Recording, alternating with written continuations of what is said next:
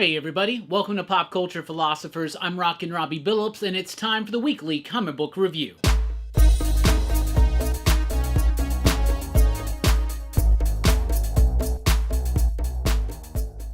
That's right, everybody. Thanks for checking out the video. I am Rockin' Robbie Billups. This is the weekly comic book review. It's the show I read a lot of comic books and I let you know what I thought about it. But first, I gotta say, station everybody. We have now hit 9 years here on YouTube. That's right, July 1st, Monday, marked the 9th anniversary of Pop Culture Philosophers. So whether you've been here for 9 years, for 8 years, for 7 years, 6, 5, 4, 3, 2, 1, or just a couple of months or a couple of weeks, or even if this is your first video, thank you so much for making this a successful YouTube channel. We really do appreciate it. Plus, nominations are open right now for the 2024 CBC Awards. So please follow the link in the description below and nominate all of your favorite comic book YouTube channels for awards. But please consider awarding or nominating us with Best Comic Book Review, Best Ongoing Series for the Weekly Comic Book Review, Best Collaboration for the Monthly Comic Book Review, Favorite Channel, Channel of the Year,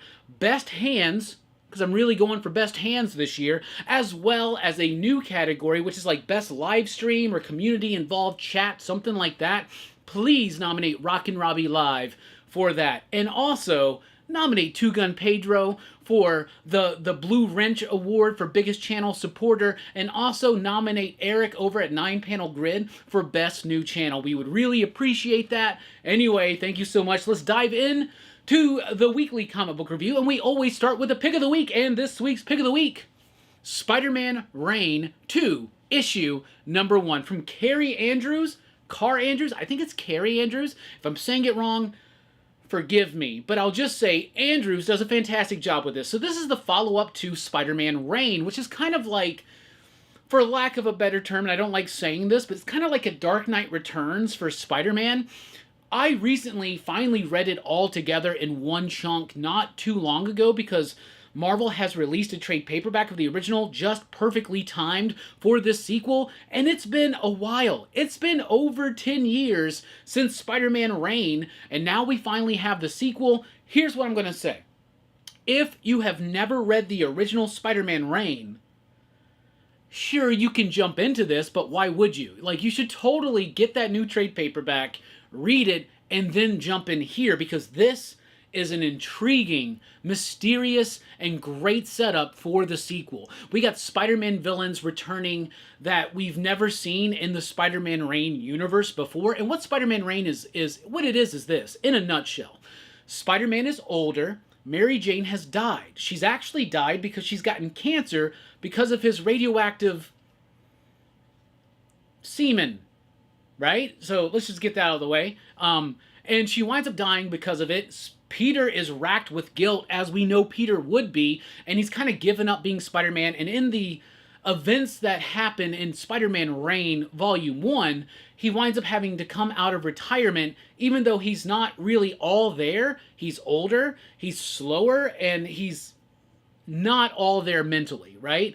So here in Spider-Man Reign 2, we pick up years later, and it's filled with intrigue. I'll go ahead and tell you this. Kingpin is involved. There's another old school Spider-Man villain that's involved that I don't want to reveal yet. But Carrie Andrews' artwork is absolutely amazing. His pace on the story, the way he tells it, it's a little bit different than the original Spider-Man Reign, but it freaking works. There's also some new appearances of new characters in here, so you might want to check it out for that. But art-wise, story-wise, I love the fact that it's been so long since Spider-Man Reign, and I don't know if a lot of people in the industry right now really remember that book. It was even a book that I didn't really ever fully dive into until recently, but I loved it. We talked about it on a Rockin' Robbie Live. I had so much fun with this book. It brought me right back into that world. It's a direct continuation, but it's adding new elements. It's adding new mystery. It was just top-notch all the way through, and Andrews does a great job with the artwork, with the story, with the characterizations. Everything flows so significantly well. It's absolutely fantastic. Spider-Man Reign 2, issue number 1, is your pick of the week. Also from Marvel, we have Annihilation 2099, issue number 1. This is written by Steve Orlando. Steve Orlando's been doing all of these 2099 books. Most of them, of course, Spider-Man 2099, but involving other characters. And I read them for like the first issue or two, and then I kind of fall out. I think the same thing might happen here. It was all right. It didn't completely win me over, but it's really focused in on the Nova of 2099, and the reveal of the identity of Nova 2099 was actually something that really worked for me, and I thought it was clever and cool and a really neat twist. So, I don't know, I might actually come back and read the second issue. I think this might be a weekly or a bi-weekly series, because as a retailer, I had to order all 5 issues before the first one even dropped. But I hope it does well, because I ordered plenty of them. But Annihilation 2099 was interesting. It's kind of playing with, you would think it's like the Annihilation wave in 2099, and it's about that maybe a little bit, but this first issue is mostly just focused in on Nova 2099, who he is, how he fits into this world, and what's going on. Doesn't tie into anything Spider related, but it does tie into the overall Marvel 2099 universe. Then we got Wolverine Deep Cut issue number 1. First issue of a new miniseries, written by Chris Claremont with artwork by Edgar Salazar. The artwork is alright, but it's Chris Claremont doing what he does best nowadays, which is telling an X-Men or a Wolverine story set firmly within the continuity of his run of X-Men and Wolverine. And that's what you get here, right? So you get stuff during the Outback era of Wolverine, or of the X-Men. Wolverine has to leave the Outback and try to protect his wife from Sabretooth's revenge. A lot of references to the 80s Claremont stuff. If you're an 80s Claremont X-Men fan, you definitely might want to check this out. It's interesting, it's cool, and it didn't bore me, which I thought was actually pretty cool. Then we got Life of Wolverine issue number 1. This is a one-shot. I guess Wolverine died at some point recently. I don't know. I haven't been keeping up with the X books or the Wolverine books, though I do have every single issue of the Sabretooth War set aside in a stack right there for me to read eventually when I make the time to do so. But Life of Wolverine is written by Jim Zub, and I appreciate Jim Zub for what Jim Zub does, but this is an unenvious task, one might even say, which is to tell the entire story of Wolverine's life in one-shot comic. It's kind of one of those things where, okay, we've revealed a lot about Logan's past, we've revealed a lot about his kids, let's tie it all together and give you a nice continuous thread of what it's like from the beginning to the end, or to now, right? That's what's going on. So as Wolverine's being resurrected for the final time, his memories are being re-implanted back into his head, he's reliving his life. It's not necessarily something that's must-read, but if you love Wolverine and you want a good, truncated kind of life story all in one package, it delivers the goods. The artwork, though, leaves something to be desired. Then we got Blood Hunt X-Men Psylocke issue number 1. You know me, I love some Psylocke because Psylocke's a badass character. She's got a great ass.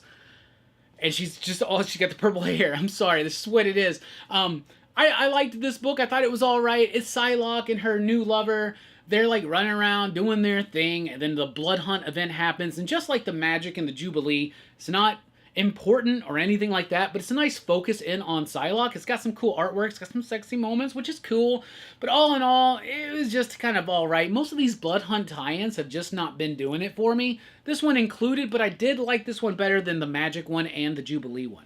Then we got Blood Hunt Werewolf by Night issue number 1. This is a one-shot. It's alright. So there's this new Werewolf by Night. He's a Native American. He's a different type of werewolf. He is running around. There are these people that are trying to resurrect the dead. At the time that the Blood Hunt event happens, he has to get involved. It was really clunky. It was really muddy. It was really kind of all over the place structurally and stylistically. Didn't really work for me. Artwork is okay, but the story didn't really grab me or anything like that. There is an upcoming Werewolf by Night Red Band miniseries, as well as the Blade Red Band coming up. So the Red Band's the new thing at Marvel. They're gonna like run that shit into the ground. But Werewolf by Night, it just did not work for me. I don't like this new Werewolf by Night.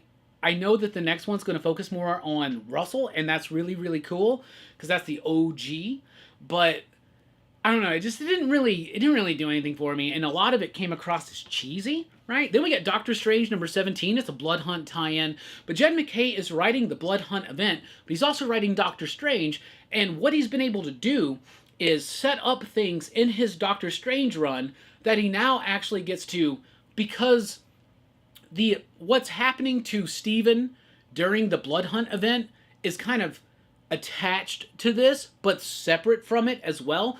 But he's able to have these dangling plot threads and subplots that he's left out there that he's able to bring in and keep Doctor Strange fans satisfied while he's doing this event. Still be tied into the event, but mostly tied into wrapping up some plot threads that he's had set up probably for this moment. Same thing with his Moon Knight run. So all in all, I think Jim McKay is like structuring a decent event with Blood Hunt, but I really do like how he's kind of tied in Doctor Strange, where it's tied into Blood Hunt, but it's not necessary. Even if you were just reading Doctor Strange, you're still getting a lot of itches scratched here in Doctor Strange number 17 and all 3 of these Blood Hunt tie-ins.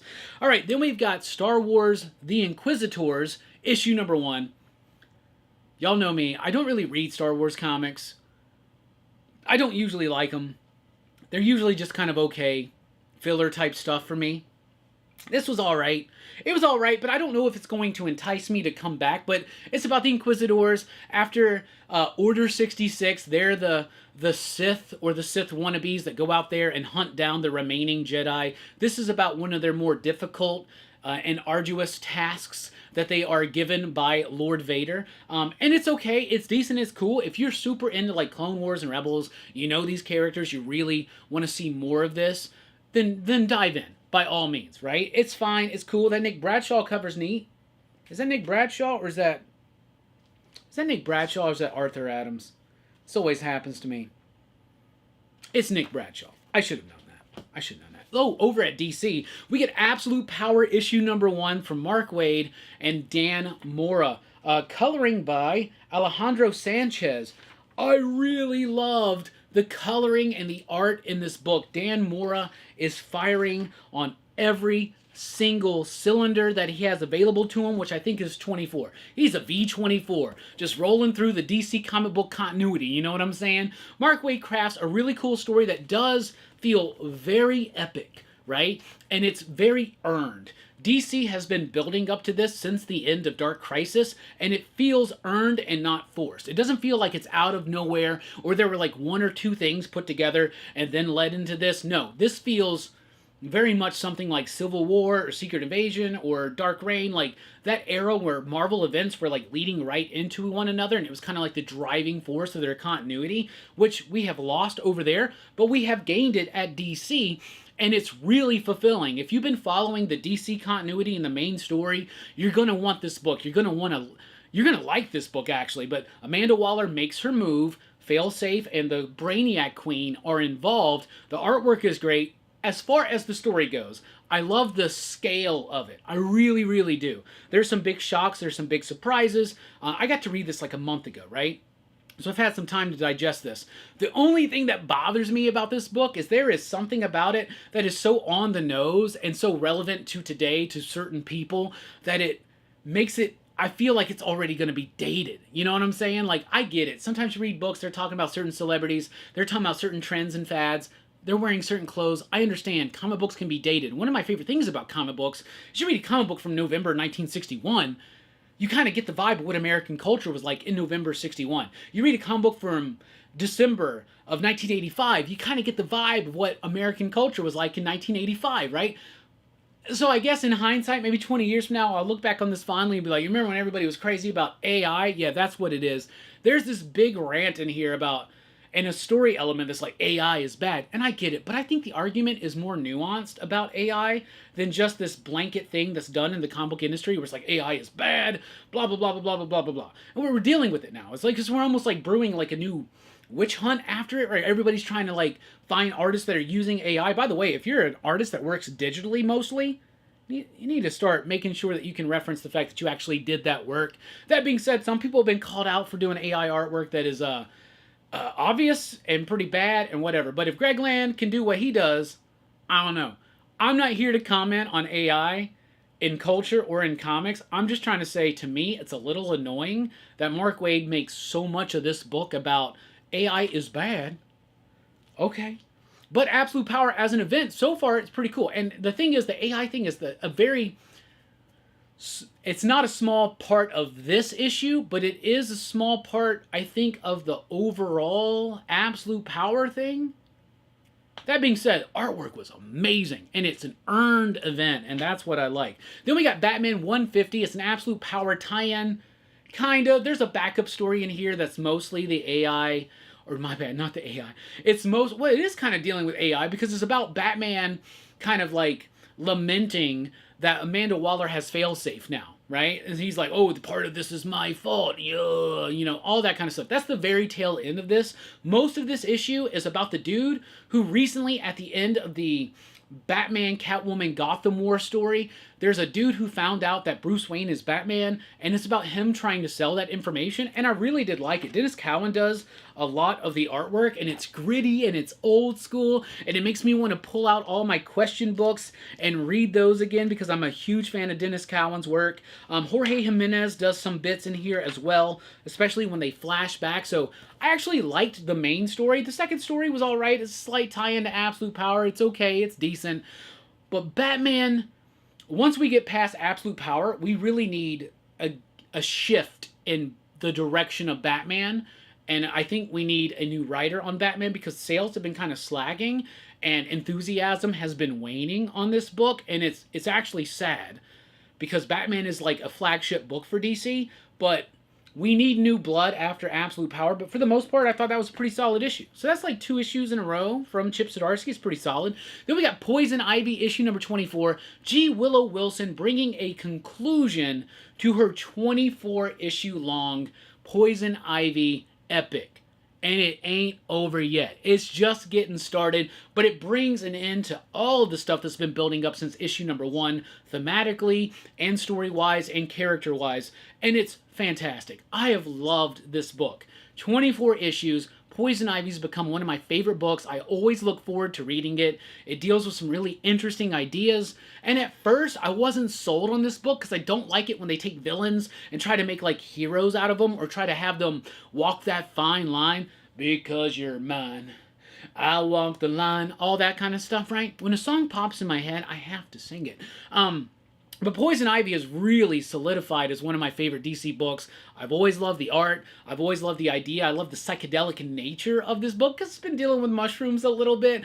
But a great conclusion and a great setup to what's to come. And this book really has deconstructed Pamela and reconstructed her in a very cool way. And I'm excited for more. So Poison Ivy's been great. Kneel Before Zod, issue number 7.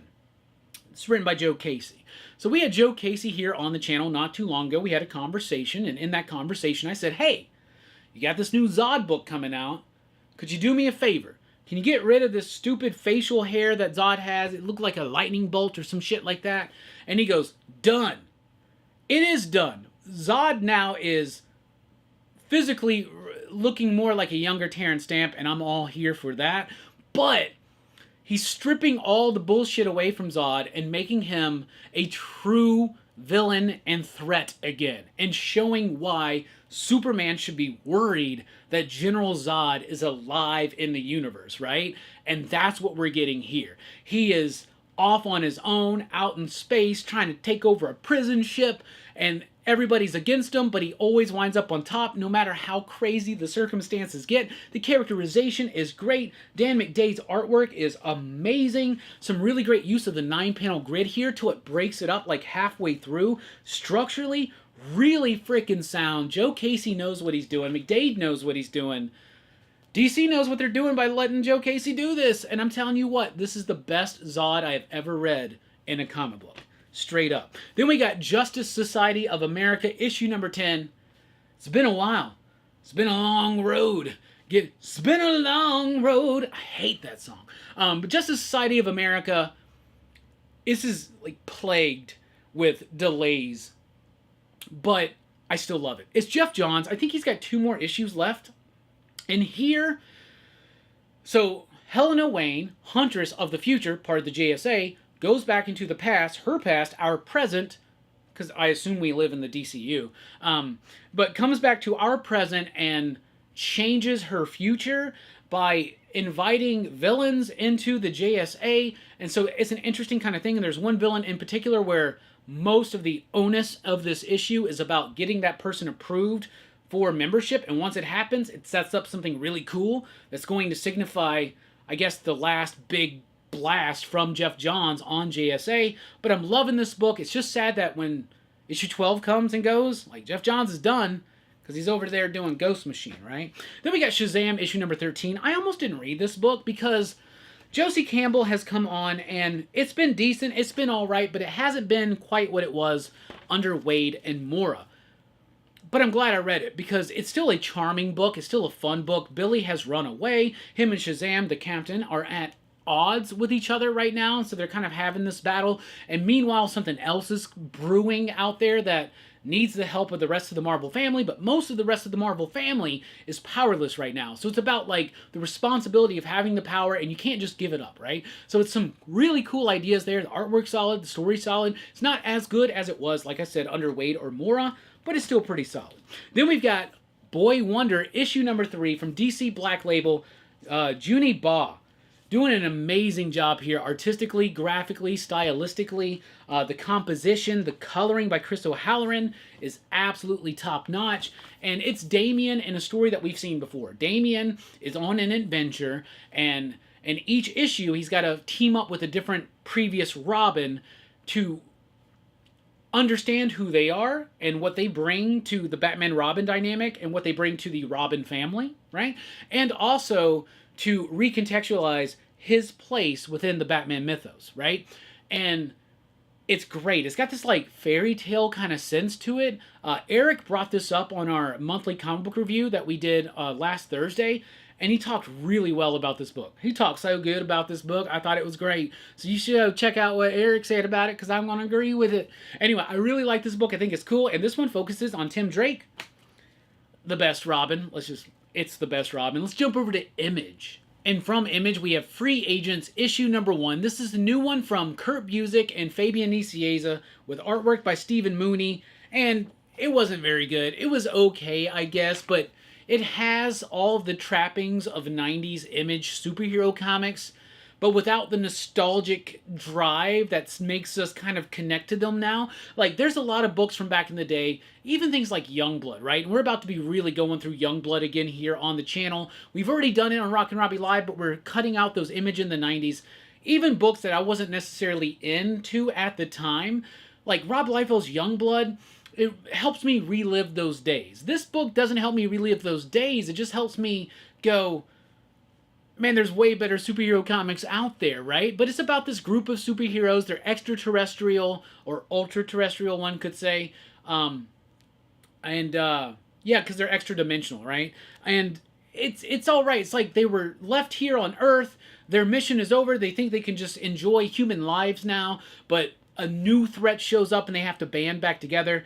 It was all right. It was kind of boring. It was kind of dull. It did not do anything different, did not do anything new. Not that there's anything necessarily wrong with that inherently, but it's just in a stacked week of comics, in a stacked year of comics, like, this doesn't do anything to carve out its own niche or identify itself as being something different and unique. So it was just all right.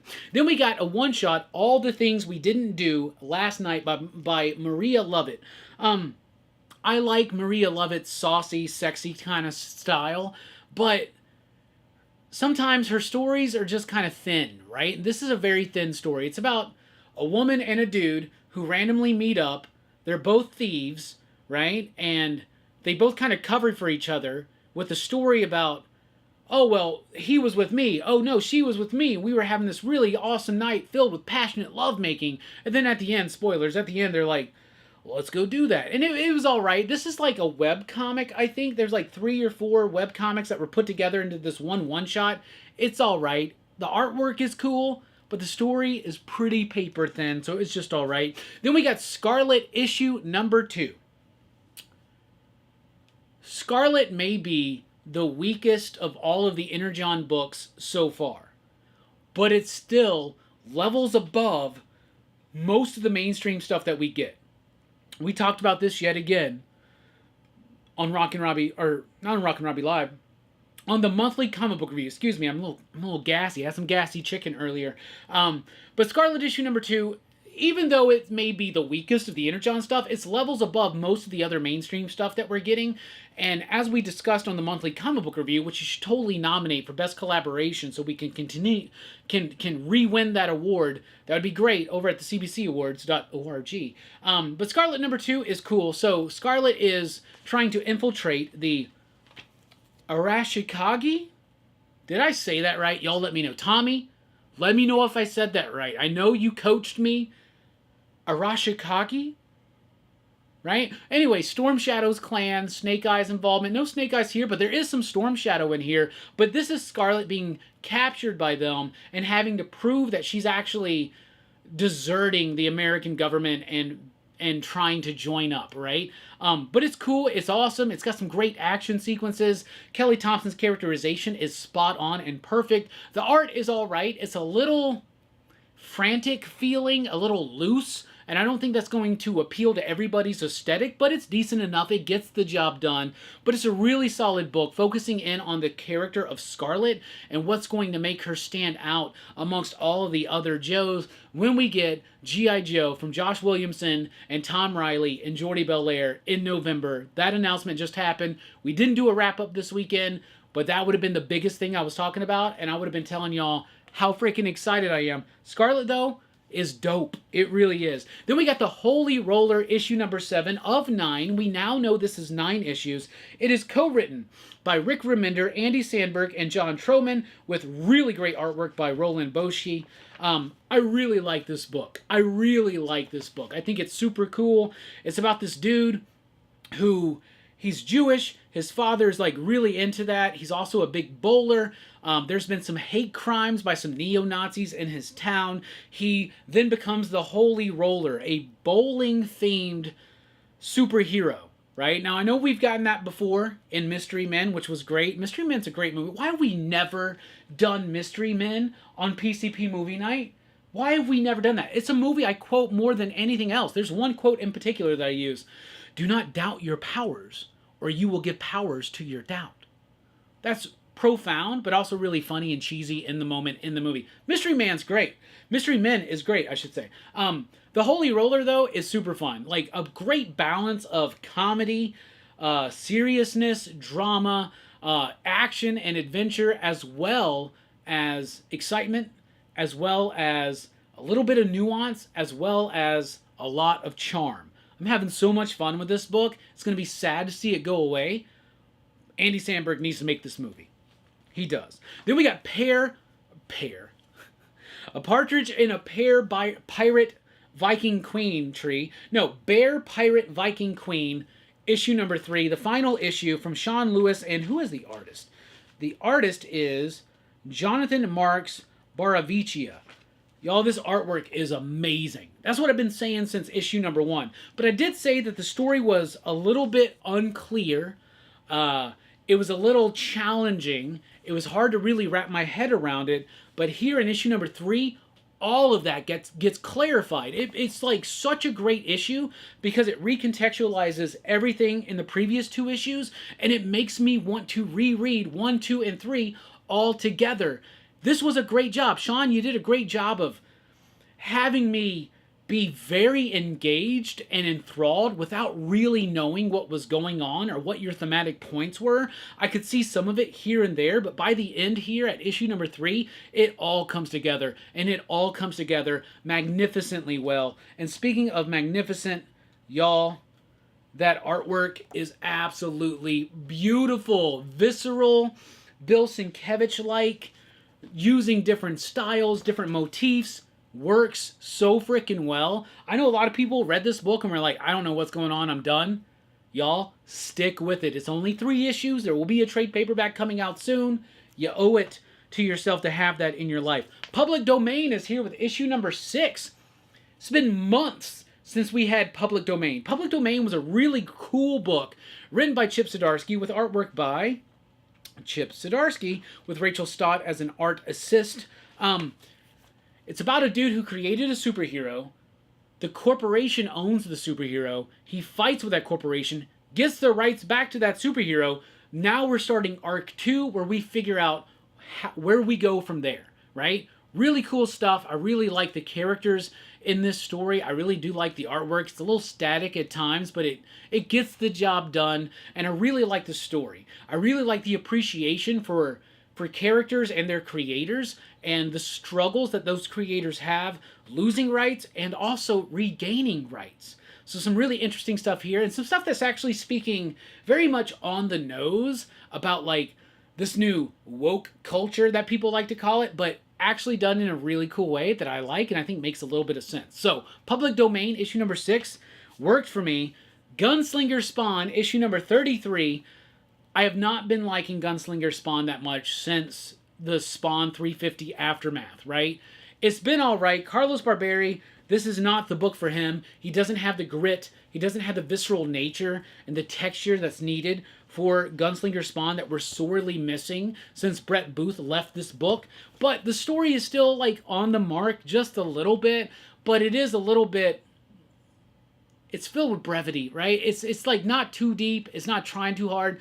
No Spawn books try too hard or go too deep.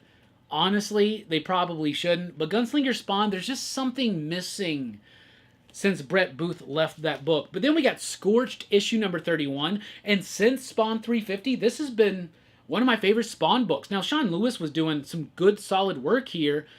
But even towards the end of his run, I was like, all right, I mean, it's okay. It's about a Spawn team led by Jessica Priest. It's okay. But now we got John Layman on the book, and I'm really intrigued with his story. I really, really am. So Jessica Priest has been kind of taken by Wynn and made Jason Wynn's own agent, right? And so you're playing with this idea that she is now like, what's the word? Like, I can't think of the word right now, but she's been brainwashed and she's like now working for him. But I really like this book and I'm enjoying it. And every time I see an issue of Scorched, I'm like, oh, let me get through this. And then I read it, and I'm like, I'm actually relatively pleased with that. Then we got Sam and Twitch Case Files, issue number 4. Brian Michael Bendis and Alex Maleev and other artists did a really great run on Sam and Twitch, which is coming out in these new, like, hardcover editions. Maybe they're soft covers, but they're going to be released in, like, just a couple of weeks, right? And that run was really cool, very crime fiction, very Seven-esque, very David Fincher, right? This book doesn't have that level to it, but it's still good. I still like it. Zyman Kudronsky's artwork is cool. This is definitely him playing with an earlier style, but they're still able to get into some Seven-ish type moments. But Todd McFarlane's not as good at that as Bendis was back in the early 2000s or the late 90s. The coloring's a little too much for me sometimes here. The lettering is okay by Tom Orzechowski, one of the best letterers ever in the business. It's like Todd Klein, Tom Orzechowski, and then the new blood, right? Which is like Haas and Aditya, right? But Sam and Twitch Case Files number 4, it's all right, but I feel like we're just kind of retreading the same ground and not really moving forward too much and not really going as dark as we need to in this book. But the art's fine, and I don't know this for a fact, but I've heard rumors, and I feel like this book was done years ago and is just now being released, and I don't know why, but same thing with Misery. So there you go. Then we got The Last Mermaid, issue number 5. We spread a lot of love on this book from Derek Kirk Kim in the latest episode of the monthly comic book review, which you should totally nominate for Best Collaboration over at the cbcawards.org. Link in the description below. But The Last Mermaid number 5, another great book. Great story, great characters, great artwork, great coloring, monochromatic at times, but also shifts back and forth. So you have like a bunch of orange. If the whole book was orange, it would be really obnoxious. But then look at the green. And then on the page, that green breaks up that orange. And it happens throughout the book. Even in pages and spreads where it's all orange, you very quickly get back into breaking it up with the different colors, which makes the colors monochromatic, but also pop really well and have a nice dichotomy about them. But a really cool story about a mermaid who's in this big like mech suit that also turns into a car, and she's met this dude on the road. She's got this cute little friend who's like an aquatic animal. What's its name? It's like a, I never know. It's like a quaxcottle or something like that. I don't know. Last Mermaid number 5, though, I'm loving this book so much. I don't want it to end. I want to stay in this world. Give me this slow burn. Tell me the story. Take as long as you want, Derek, because I'm all here for it. I think it's great. Then we've got Local Man here with issue number 11. Why? Because these go to 11. I really like this book. I think it's super cool. Tony Fleece, his artwork, his style of the story, along with Tim Seeley, who is his co-writer, he's able to tribute the 90s extreme comic book type things from Image Comics, but do something new and grounded with it that's very much akin to something like Ed Brubaker and Sean Phillips, right? The story amps up just a little bit here, which is needed right now at this point, which is, what, issue 2 of arc 3 or something like that. But I'm really liking this book. I like how it's continued on. I like the grounded approach to the extreme characters of the 90s. All right, then we've got, oh, and by the way, Local Man number 11 gets the smell of the week. There's something about it. You know how you walk into a house or an apartment that's been freshly painted and you're like, man, it smells good in all the wrong ways? It's Local Man number 11. Smell of the week right there, y'all. Then we got Savage Dragon, issue 271. I'm literally speechless. This book is wild. This book is so freaking wild. I cannot believe this book is doing what it's doing, getting away with it, and nobody's, like, outraged by it. Like, it blows my freaking mind.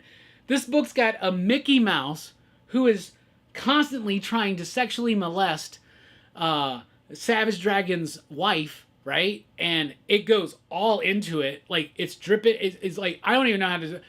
It is crude, transgressive, and subversive.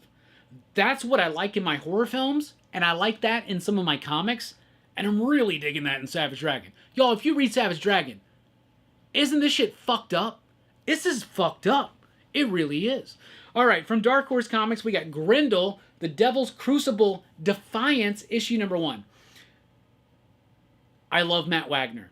I've read almost all of Mage. I really like Matt Wagner. I've read a lot of his Batman stuff too. Batman Faces, by the way, if you get a hold of that, it's a Legends of the Dark Knight story with Two-Face. Fantastic. Read that. It's great. It's fantastic stuff. I have the Grendel omnibuses, right? The paperback omnibuses. And I've only read the first one, which is all of the original Grendel stuff, right? And I haven't read any of the other stuff, including Grendel Prime. This is dealing with Grendel Prime. So I'm reading this book, and I'm a little lost, because I've never dived into this world of Grendel Prime, and it feels like this should be new reader friendly, but it was almost to a point new reader friendly, but for the most part I was like, I need to get back and read. I've read the Hunter Rose stuff, now I need to read the Christina Spar stuff, and everything else. I've only read book 1 of my big omnibuses, right? Which is the Hunter Rose stuff. And I need to read the rest because I love Matt Wagner. And his artwork here is awesome. And his storytelling is awesome. But it's like this futuristic kind of version of Grendel, and I'm so lost. Like, I know the idea of Grendel Prime, and Grendel kind of becomes like a cult or something like that, but this book just made me go, okay, Robbie, we got to put a fire under that ass, get caught up, so that you can enjoy this book. Like, actually enjoy it, not just be like, well, I liked it, but I didn't really know what was going on.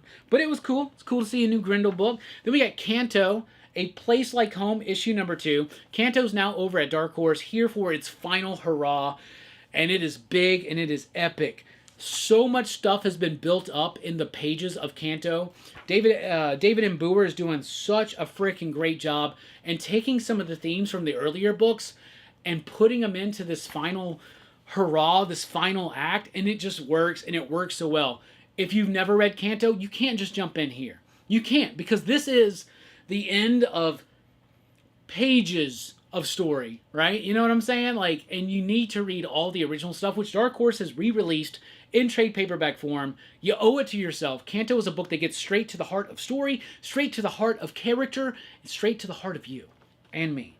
So there you go. From Dynamite, we have Thundercats, Cheetara, issue number 1. This is a new miniseries written by Sue Lee with artwork by Domenico Carboni. The artwork is fine. The artwork's good. I wish Sue Lee would have actually done the artwork herself, but whatever. And the story is fine. It's a little bit of a prequel to the current Thundercats run. It's focusing in on Cheetara and who she was before the events that led to Thundercats issue number 1. It's a cool character. It's a great cover from Sue Lee. So I'm all here for it. I'm liking Dynamite and what they're doing right now with the Thundercats. And Cheetara is definitely a character that should be explored a little bit more. So I'm excited for more of that. Then we got Space Ghost issue number 3. David Pepose, Jonathan Lau. This book's getting better and better. It really is. The coloring is starting to iron out. We have Space Ghost be tempted to have a team up with the Widow. He's got these new kids, Jan and Jace. How do they fit in? It's picking up the threads that have already been established from the first 2 issues and taking it a little bit further, bringing a little bit more nuance and creativity and even charm to it. And I'm loving this book. It's really good. It is a very grounded, edgy, and it's a grounded and edgy and a, I don't know, more adult take on Space Ghost. It's got more, it's more well-rounded. It fits in more with like today's modern comics. And even if you are not a Space Ghost fan from back in the day, or even from the Space Ghost Coast to Coast days, you should read this book because it's just great superhero fiction at its core. Space Ghost issue number 3 was good. Then we got Soultaker issue number 1, a new one from Mad Cave. Thomas Sinofsky, Janine Aitchison, Valeria Burzo. This one didn't really do much for me. It's about this woman. She's an older woman. She is trying to give, I don't know, she's some kind of mythical or mystical creature, maybe a vampire or a vampire type thing. She is got this deal with this like organization where she leaves like traces for DNA and gets money for it, and then all of a sudden now that whoever she's trading that to is like coming after her. It was really clunky. It was really confusing. It was not engaging at all. And when I got to the last word and the last panel, I was really thankful that it was over because I won't be coming back to that one at all. Then we got Toxic Summer issue number 2 from Oni Press. It's been a while since issue number 1 released because this is bi-monthly. But man, I loved issue number 1. It was my pick of the week, one of my favorite books of the month that it released. Issue number 2 continues that trend. Great momentum, great artwork. So this is written and illustrated and colored by Derek Charm. I love the coloring. Very heavy on the greens and the oranges. They're using those colors and color theory very well. The design of the monsters is really cool. It's about these 2 dudes who go to this beach town because they think it's going to be filled with like this outrageous, awesome sex party on the beach at all times. But the beach is actually toxic and has created these monsters. And so now them and their new friends are engaged and involved in all of this story, right? I'm having a lot of fun with this book. It's very quick. It's got great line work. It's got great coloring. Even though you look at a spread like that and you think it's like too monochromatic, no, the use of the yellows, the use of the oranges, it actually makes it pop, and it works so frickin' well for me. Toxic Summer is like beach movie equals B-movie monster movie all together in one lump sum, and I love it. Then we got Conan the Barbarian issue number 12. Jim Zub's been killing it on Conan, really, and this is the end of arc 3, and the artwork by De La Torre is so good, John Buscema-esque. We get a little bit of backstory on, what's his name? Thulsa Doom? Yeah, Thulsa Doom. We get a little bit of backstory there. It's got an old school kind of feel and vibe to it. And it brings a great conclusion to the story and a great setup to this whole Black Stone thing that's happening. I am loving Conan the Barbarian. We're 12 issues in. I have never made it 12 issues through a Conan book. Never. I've never made it 12 issues through a Conan book, y'all. I don't even think, I think I gave up on the Jason Aaron run at Marvel, which I liked. But this is my favorite modern Conan run. Period. And I love what they're building up to. I love how they're enlarging and widening the scale and the scope of this world. I freaking love it. I think it's great. I think it's amazing. And cover of the week right there for Jeffrey Allen Love, who I've hung out with, who's a super cool dude and does amazing artwork, and that's the cover of the week right there. All right, from Silver Sprocket, we have Skin Deep. This is a new book from Flo Woolley. This is a one-shot comic book with really great artwork, The story is good. It's very indie. It's delightfully indie, some might say. I love that kind of stuff. I love the foil, like, details on the cover. I think it's a great cover. Honestly, if Jeffrey hadn't done that cover, that would have been the cover of the week. I love the monochromatic nature of the story. It's all green and black and in between. It's about a dance school, and it's about this woman who, the best dancer in the dance school, or the dance studio, or whatever it is, right? She winds up kind of befriending her, but there's this weird, like, supernatural weird thing going on. It's like, it's so unclear. So here's what it says on the back. Let me just read the back. Whenever I read a book and I like it, but I don't really know why I liked it, I'll just read the back. A queer romance comic set against the dim lights and graceful bodies of a nocturnal dance house. In a world where appearance and performance are paramount, shy Mariki blends into the decor.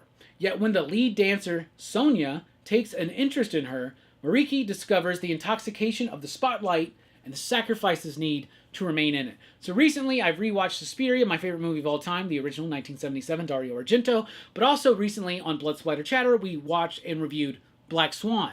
This gives me slight vibes from Black Swan and Suspiria. It's the dance school bit, but also because of the unnerving, unsettling bits. So there you go. Then we've got Barbaric, Born in Blood, issue number 2, from Vault Comics. Vault Comics used to be at the top. Now they're just kind of alright. But Barbaric continues to be super strong and very consistent. This is a book about a dude named Owen the Barbarian who is now cursed to wander the world and help anybody who's in need. He's got a talking axe who gets drunk on blood. He's got a companion with him who's a witch who is not his romantic companion. And I like that dynamic there. But now we're diving more into the history of Owen. But we're not just like telling the history of Owen. We're also telling the history of Owen while we are telling a new story involving the clan that he's from. And there's a really cool twist here that I really like, and I'm having fun with this book. I really am. There was a moment where I was my interest was waning, but it's right back on. Barbaric is still really solid. Maybe not as solid as it was in year 1, but it's still pretty good. So that's what I read. That's what I thought. Let's recap real quick. Barbaric, Born in Blood. I'm having a lot of fun with it. Skin Deep was very delightfully indie. Conan the Barbarian, cover of the week, and my favorite Conan book I've read of the modern era. Toxic Summer, freaking awesome. B-movie, beach party, horror film, all rolled into one. Soultaker did not work for me. Space Ghost is rockin'. Thundercats, Cheetara, that's a really cool issue. Kanto, y'all, read Kanto. You owe it to yourselves to that. Grendel, Devil's Crucible, Defiance, issue number 1. I need to get caught up on that for sure. Savage Dragon, what the F, y'all, for real. Local Man, Smell of the Week, and another great issue from Tim Seeley and Tony Fleece. Last Mermaid, Derek, you're killing it. You're doing a great job there. Savage Witch Case Files, not as dark or as visceral as I would like it to be, but it's still pretty decent. Scorched, I'm having a lot of fun with. Gunslinger Spawn, though, is really wearing thin on me. Public Domain, it's been a while since the last issue, but I really like the continuation of that story. Bear, Pirate, Viking Queen with a pair. What a great final issue that really made the whole thing work for me. Holy roller, let's get this movie soon. Andy Samberg, please. Scarlett, maybe the weakest of the Energon books, but it still levels above many other mainstream books. All the things we didn't do last night didn't really work for me, but the art was pretty cool. Free Agents, issue number 1, was whack. The Boy Wonder was super cool. Great exploration of Damien and the Robin legacy. Shazam, still pretty solid. Justice Society of America is going to be sad when Jeff Johns leaves that. Kneel Before Zod. Joe, thank you so much. Thank you for that book. That book is awesome. Poison Ivy's been one of DC's best books.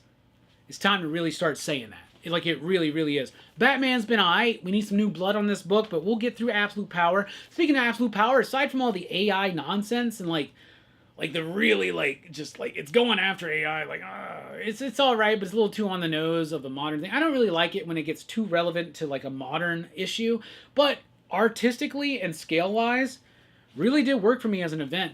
Star Wars The Inquisitors wasn't that bad, but I probably won't come back to it. Doctor Strange knows how to do a tie-in to an event for the readers of the title that doesn't necessarily tie into the event. Werewolf by Night did not work for me. X-Men Psylocke, Blood Hunt was just aight. Life of Wolverine was just aight. I guess if you're the most hardcore Wolverine fan, check that one out. Wolverine Deep Cut, though, did not annoy me, so that was surprising. Annihilation 2099. I like this Nova 2099. A really cool reveal there. But the pick of the week goes to Marvel again. It's not often. But Spider-Man Reign 2. Carrie Andrews going back to revisit the world of Spider-Man Reign, and it works so freaking well. But read the first one before you read that. So that's what I read, that's what I dug, that's what I'm thinking. What are you reading, what are you digging, what are you thinking? Let us know in the comments down below. Thank you so much for checking out the video. Be sure to like, share, and subscribe, and join us over at patreon.com/PCP to help support the channel. I've been Rockin' Robbie Billups. Thanks for rocking with us. Keep on reading. Station. Pop, pop. Boom!